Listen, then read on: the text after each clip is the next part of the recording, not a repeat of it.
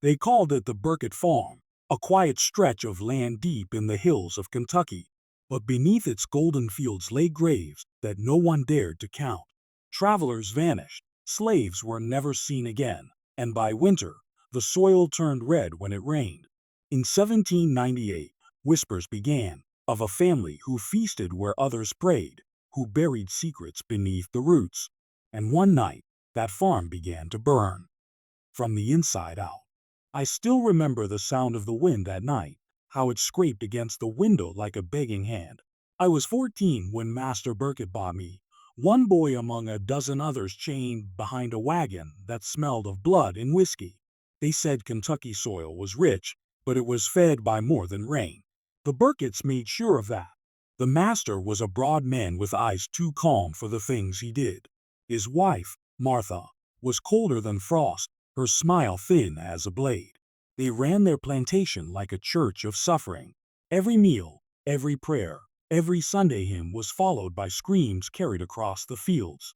We worked the cane fields under a sun that never forgave. Our hands bled, and our backs sang with lashes that never healed. But worse than the pain was the silence, the way no one spoke after dark, as if words themselves might summon something. They said at night, the Burketts held feasts, not of food, but of flesh. I didn't believe it, not until I saw Jonah disappear. He was tall, strong, the kind who sang when he worked. One evening, Mistress Martha asked for him in that soft, polite voice. He never came back. By morning, his bunk was empty, his tools still wet from sweat. The overseer just said, "He's been buried in the Lord's way." But I knew better. I began to notice things, the way Martha's apron stained red beneath her cooking, the smell drifting from the smokehouse, sweet and wrong, and the cellar. God help me, the cellar. No slave went near it. The door was locked, but at night, you could hear crying underneath, soft at first, then sharp, like a blade cutting air. Days blurred into seasons. Some tried to run, most didn't make it past the creek. The Burketts hung them by the trees where we could see their faces rot. They called it the cost of disobedience. But I began to wonder who truly paid. Every Christmas, they threw a grand feast. The house glowed with candles, and laughter echoed from the halls. The slaves were forced to serve, bow, and watch. I remember one year, the mistress raised a toast, said, "To the harvest the Lord has given."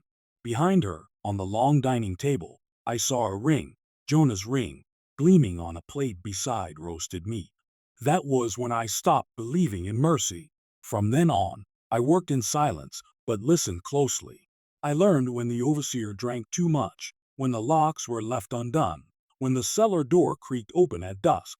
There were nights I heard whispers from beneath the floorboards, voices pleading, some cursing, some praying.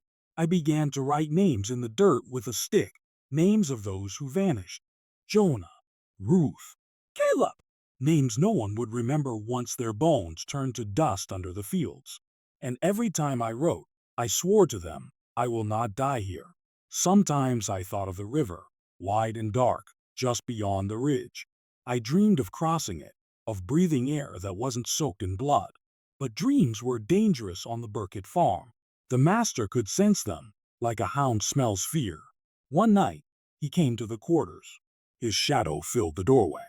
"You," he said, pointing at me, "you'll serve inside tomorrow." I didn't move, didn't breathe, because everyone who served inside never came back.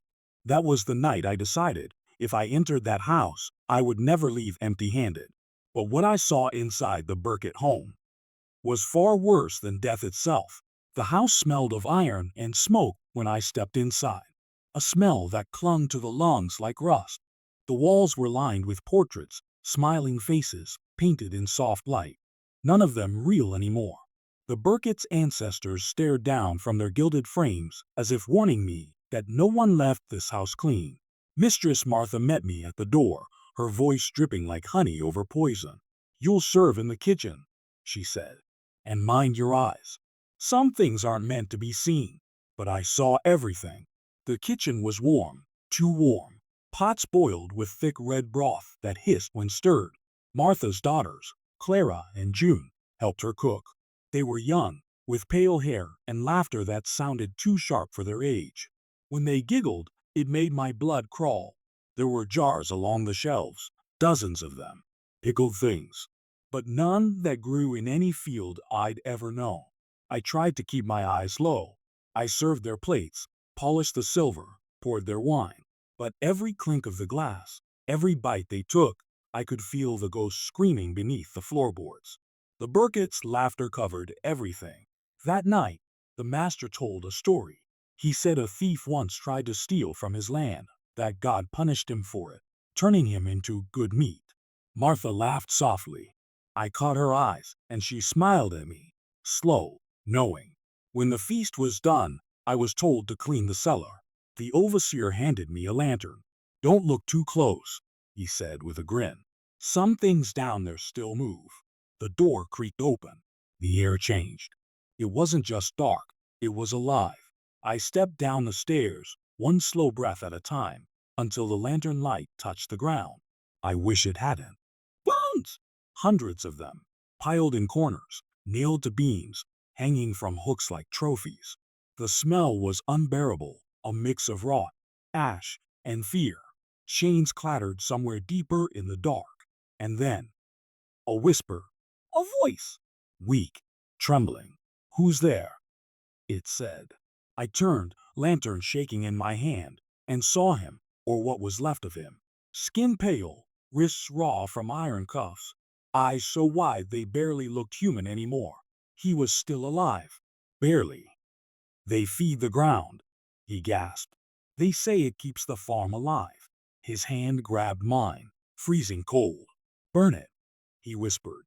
"Burn it all before they take you too." Then I heard footsteps. I dropped the lantern and ran, heart pounding like drums in my chest. At the top of the stairs stood the master, calm, smiling, blocking the door. "Curiosity," he said, "is a dangerous sin, boy." He didn't strike me. He just watched as Martha came up behind him, holding a small silver dish with something on it. A slice of meat, pink and dripping. She offered it to him, and he nodded toward me. "Eat," she said. I froze. The room was silent except for the fire crackling in the hearth. Her eyes never blinked. The master waited. I could feel the others behind me, the daughters watching from the hall, the overseer grinning in the shadows. I took the dish, trembling. The smell made bile rise in my throat. Then I heard Jonah's voice again, faint, echoing from the cellar below. "Burn it." So I dropped the dish. The silver clattered. The meat splattered across the floor. Martha's face twisted, half fury, half delight. "Defiance," she whispered. "How rare." The master didn't shout. He just nodded to the overseer. "Take him to the shed," he said. "We'll make him ready." I didn't know what ready meant then. But when I saw what was inside that shed, the chains, the hooks, the fire pits, the barrels of lye, I understood. I was not meant to serve anymore. I was meant to join the feast. That night, tied to a post, I watched them prepare the tools. And I swore to whatever God still listened in that cursed place, if I lived until dawn, I would burn the Burkett Farm to the ground. And what happened next made even the devil turn away. They bound my wrists in iron as if the metal could hold a man's will. The cold bit into my skin, and the chains sang when I moved, a thin, mournful music that matched the hollowness in my chest. They left me to the night, to the wind and the distant laughter from the house where the feast still pulsed like a harp. I remember the moon that night, a pale coin, indifferent, hanging above the plantation as if it owned every secret below. Someone pushed a plate of bread toward me through the slats. The overseer's fingers brushed mine, and the touch was like a dare. "Eat," he said, as if I could swallow peace along with crumbs. I pretended to taste it, but my thoughts were elsewhere, on the cellar voice that had begged me to burn their sins, on Jonah's ring that still glinted like an accusation on the table.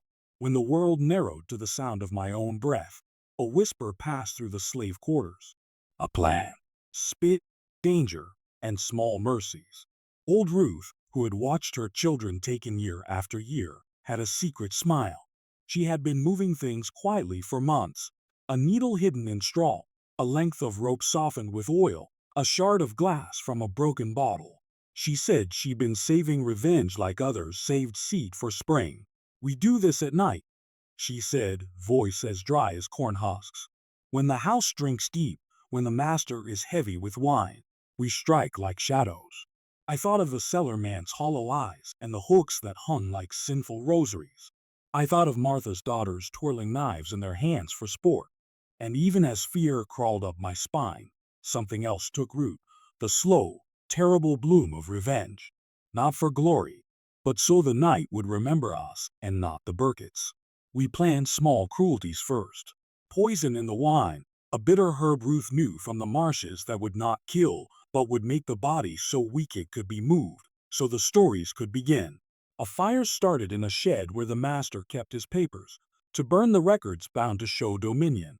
Chains slipped in the dark, quietly unlatched beneath sleeping forms. The most dangerous part was the timing, to move when the clock of drunkenness and Christmas cheer made the house careless. On the night we chose, the house was loud with a New Year's feast, though it felt wrong, a holiday built on stolen bread and frightened smiles. The master toasted to harvest, to God, and to family. Laughter snapped like brittle twigs in the rafters. I carried a lantern with a careful hand, my palms blistered, my heart loud enough to betray me. I had been given a new job within the house, to sweep ash and collect embers, a duty that would let me pass through halls that should have been barred to me. As I moved, I felt eyes in the dark, the daughters watching, Martha's cold gaze like a blade at my back. The plan all but slipped when Clara stepped from a doorway, asking for a glass, and I thought my throat would close. I filled it with wine that smelled of oak and rot. Ruth's herb was a whisper at the bottom, almost invisible. The daughter drank, and for a heartbeat, I expected her to choke. Instead, she laughed, wiped her lips with a napkin, and left. The poison would have to work slowly, not a spectacle, but a creeping weakness, so their empire staggered.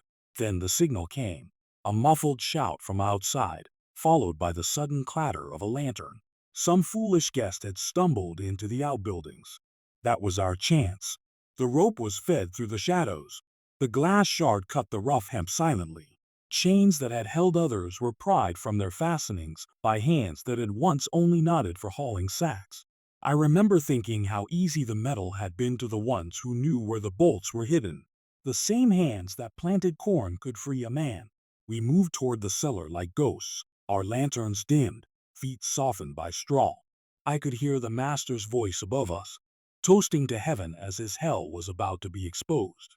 I had the match in my pocket, a small, dangerous god, ready to set the old shed to smoke. Ruth's fingers brushed mine, and, for a second, we were not slaves but conspirators underneath a corrupt sky. But then the night cracked open, not with triumph, but with a sound that tasted of iron. The overseer's shout. Someone had been found. The daughter's screams followed, sharp and sudden, and in that noise a new peril revealed itself. The plan we had folded like paper began to unfold like a map into a land of impossible choices. The overseer's voice tore through the night like thunder. "They're loose," he bellowed, and the air itself seemed to shudder. I froze where I stood, one match in my trembling hand, Ruth beside me, clutching the rope that should have bought us freedom. The house erupted, footsteps, shouts, the crash of glass, dogs barking in the distance. The Burkett family's calm feast turned into a storm. "Go," Ruth hissed. Her eyes burned brighter than the lantern flame. "Do it now, boy." I ran. The match scraped, hissed, and bloomed into light. I threw it into the oil-soaked straw that lined the shed. Fire caught fast, eager, alive. Within seconds, orange tongues climbed the walls, eating through the wood like vengeance itself had been waiting. The night turned red. Screams spilled from the house. I heard the master shouting orders, the daughters crying, Martha's voice rising above them all, cold and commanding. "Catch them alive," she shrieked. "I want their eyes open when the fire reaches them." But I had already slipped through the smoke, running toward the main house, where the cellar door gaped like a wound. I could feel every heartbeat echo in my skull, every memory of the chains that had cut into my wrists. Jonah's voice whispered through the flames, "Burn it all." The cellar stairs groaned beneath me. The air inside was thick, not just with smoke, but with something darker, heavier. The bones still hung from their hooks, blackened shadows swaying in the firelight.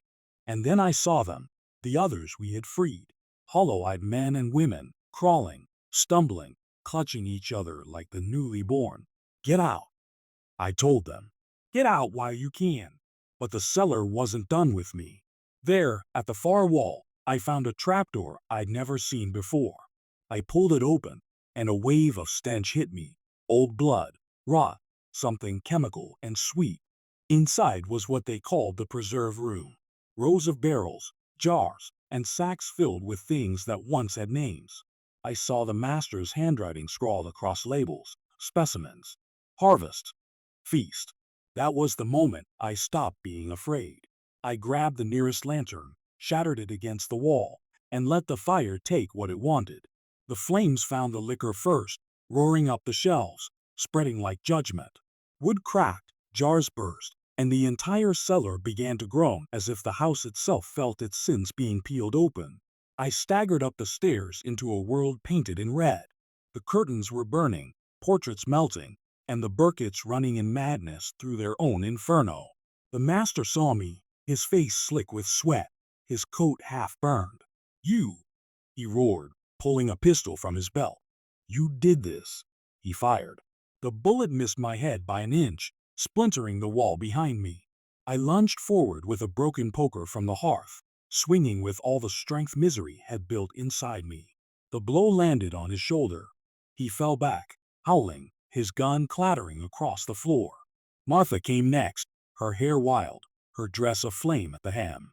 She ran at me with a kitchen blade, screaming words that didn't sound like English anymore. When she struck, I caught her wrist, and for a moment, we were face to face. I saw the reflection of the fire in her eyes, and behind it, every sin she'd committed. "You can't kill what's chosen," she hissed. "No," I said, "but you can bury it." I shoved her backward.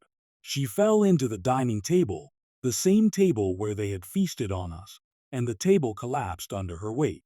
Candles tumbled, flames spread, and her scream was swallowed by the roar of burning wood. The daughters fled through the front door, but the overseer blocked their way, his face torn with panic. "They've gone mad," he cried, not realizing madness had been here all along. I pushed past them and ran into the open fields, where smoke rolled over the cane like fog. Behind me, the house collapsed in on itself. The sound was like 1,000 chains breaking at once. Sparks rained into the night, and for a heartbeat, the Burkett Farm looked almost holy, fire rising to heaven, the land purging itself.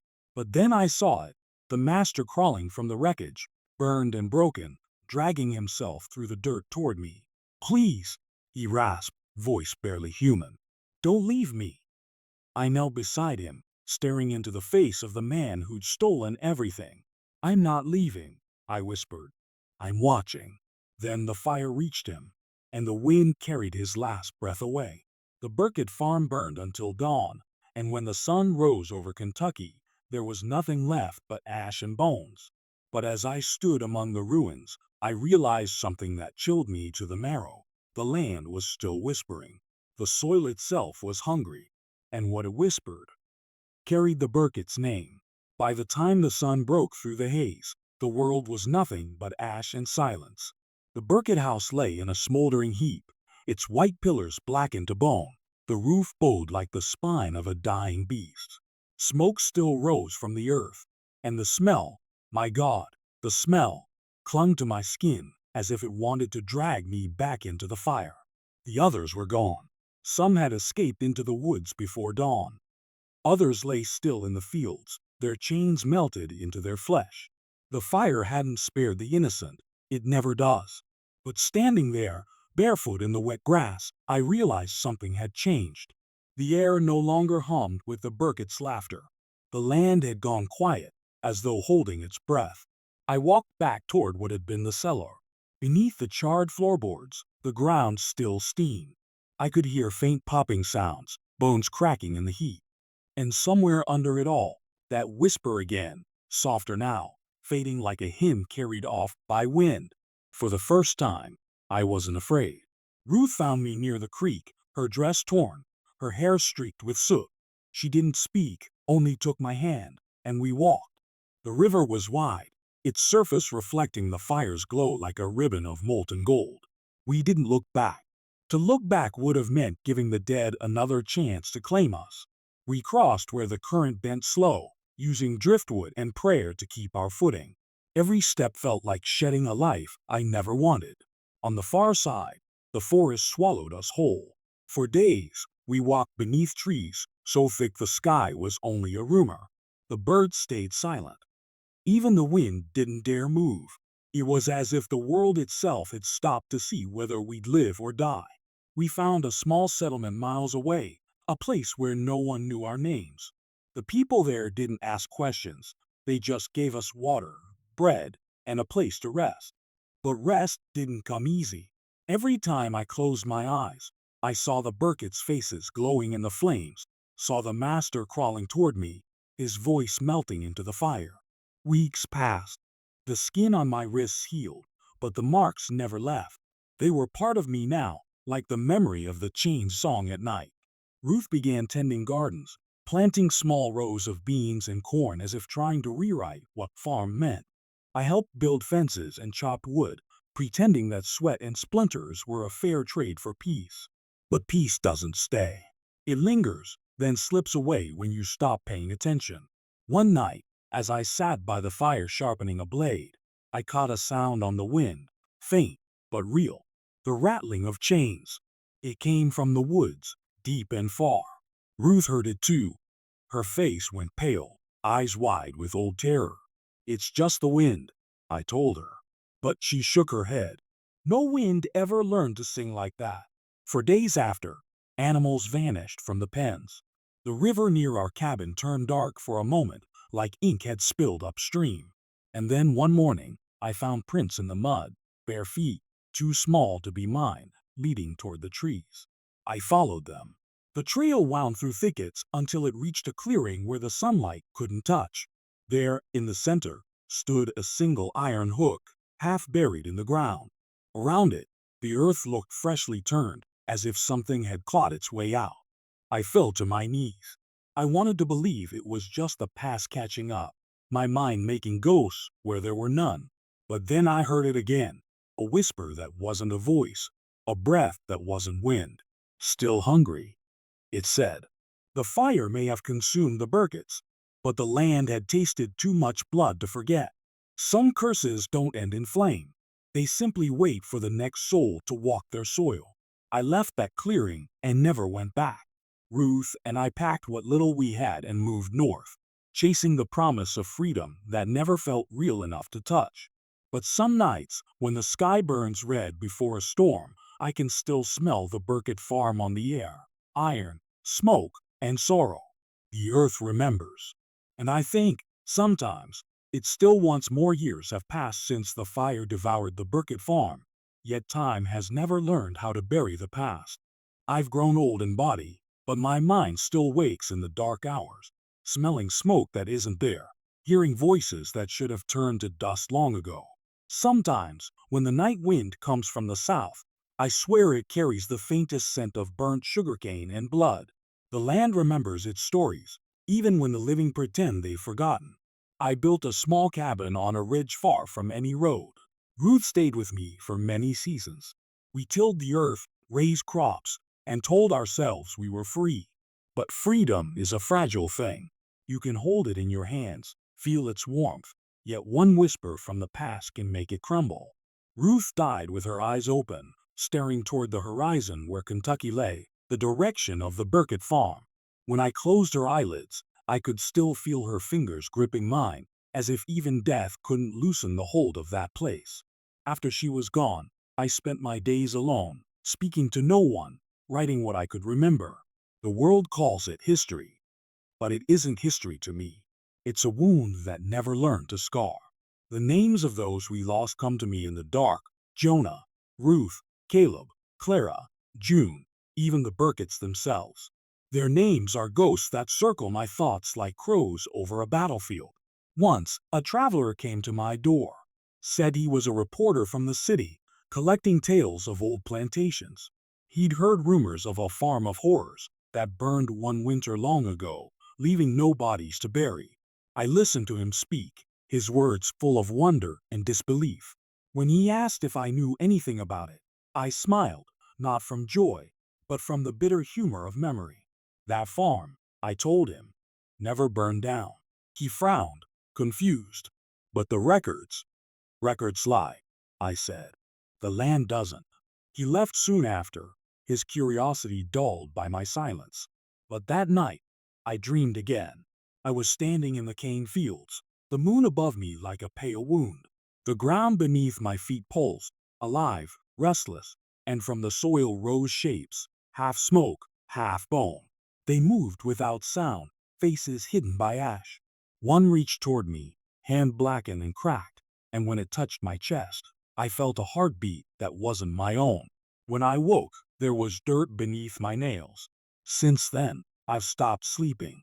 I keep a lantern burning through the night and salt spread across the threshold, the old way Ruth taught me. But light doesn't chase shadows here.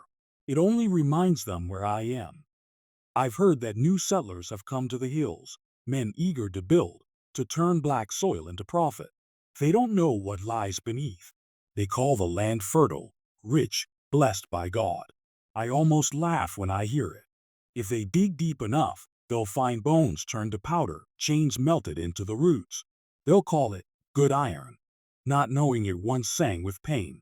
I sometimes wonder if I was meant to survive, if the Burketts left a piece of themselves inside me, a seed of their curse. Maybe that's why I can't die easy. Maybe that's why the nights speak my name in voices I thought the fire had silenced. The preacher in the next town says confession brings peace.